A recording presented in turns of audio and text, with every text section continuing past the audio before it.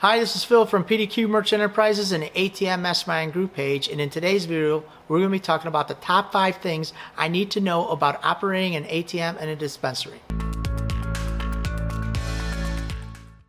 Always remember, at PDQ Merchant Enterprises and ATM Mastermind group page, we have an ATM Mastermind group page that's free to join for like-minded individuals just like yourself who want to learn a little bit more about the ATM business and be in a community of other ATM business owners.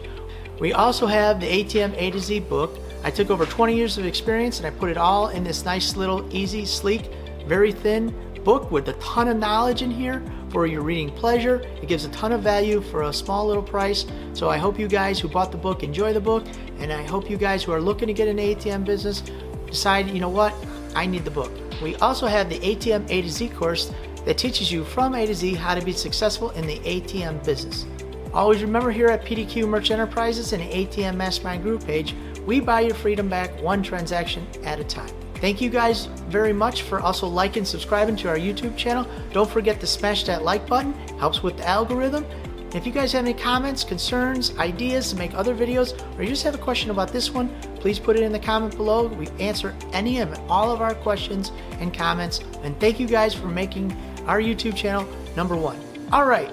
The top 5 things I need to know about putting an ATM in a dispensary. All right, item number 1. When you put an ATM in a dispensary, it's a cash-only business. You're going to go through a lot of cash. So I just want you guys to keep in mind that it is a lot of cash. You're going to go through a lot of cash on a weekly basis. That's going to be great for you, a lot of transactional volume. But you know what? In the beginning, it could be kind of scary because you're going to handle this enormous amount of money in a short amount of time. And you know what? You're going to have to keep the service. Also, service is going to be important because the ATM goes down, their business goes down, and you don't want that to happen. So you're going to have to be on your game. You're going to have to keep the ATM full of money. Point number 2, you're probably going to need 2 ATMs. Maybe when you get the first dispensary, you're just going to put in 1 ATM, but I can assure you, you're going to need 2, because if the ATM goes down, their business stops. So you want to think about, okay, I got my first one in there, I'm going to need a second one just in case that ATM goes down. Now, what does that mean? Well, here's the challenge: is now you got this much money and you're going to have to split it in 2 and get it. So now you're going to realize, oh, I need even more money, because maybe they go over this ATM and they use this ATM, or maybe they use this ATM. So you're going to have to figure out what ATM that they like in that location and how to keep the appropriate amount of money in each one so you don't run out of money, because when you run out of money, you don't look good. And when you're in a dispensary, you want to make sure you look like a rock star at all times so you can keep that relationship going. Point number 3, you will need a 2K dispenser, or a lot of times what we're seeing is 2 2Ks dispenser. So you're going to need that extra dispenser and a 2K dispenser. So what we say is a 4K dispenser, but in actuality, it's 2 2K dispensers. All right. Now, sometimes people are dispensing all 20s in there, but sometimes they change the denomination, which brings us to point number 4. Point number 4 is what we've seen over and over again is guys are changing the game a little bit. What they're doing is they're putting hundreds instead of both 20s. They're putting hundreds into one of the dispensers and then 20 in the other one. That way, if somebody wants to take out 20, they got you. If they want to take out 120, dispense $100 bill and a 20. This helps with the ATM not getting beat up so much for dispensing cash, and it also helps with keeping that ATM stock full of money. It makes it easier, and it doesn't make the ATM work as hard. And now, because it only dispenses hundreds, it's easy to spend that money, because I guess I'm not very familiar with how they spend it at the dispensaries, but you know what? I hear that a lot of it is, a couple $100 to get whatever cannabis that you're looking for to help your challenges. So just want to keep that in mind. If you guys are new to the game, you might want to think about looking at hundreds as one of the bills that you dispense.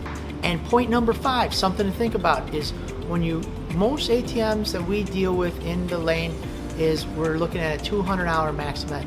Now when you get in dispensaries, they're going to want you to raise that max bet from $200, $300, $400, even $500, because that's going to be the cost of the product. They don't want their customer necessarily going back and back. That's going to hurt us. We want to minimize the amount of money that's dispensed. So $200 is our limit. We just want them to go back and back. But at dispensary, we're going to do tons of transactions, so we're going to have to give a little, raise that vend, But then you know what, we can also attack and put on a surcharge pricing, so as they take out more money, this gives us an opportunity to make more money. So that's my tip in this video is, you know what, don't forget to turn on a surcharge pricing in here, which percentage pricing, which will allow you to raise the amount of money that you can make on that ATM. Also, if you're working with some of the manufacturers, I know Gen Mega and Nella Shosung, they both allow you for surcharge pricing, but Triton, they only do it in terms of 1%, 2%, and 3%. They have what we call surcharge pricing, which puts you in a certain box, maybe from like 100 to 140. You can raise the surcharge per transaction in those boxes. So I hope those tips are helpful. Thank you guys very much for making this channel great.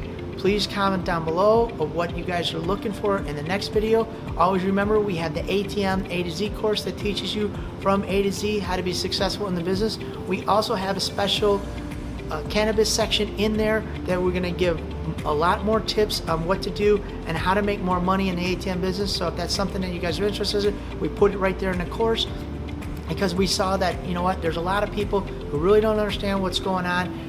And we took all the information that we gathered over the last couple of years, and we put it all into this little section in the course that can help you guys. You can make the difference of making the mistakes in the cannabis business or not. So always remember that, you know what, you have to find a local bank that will allow you to do this.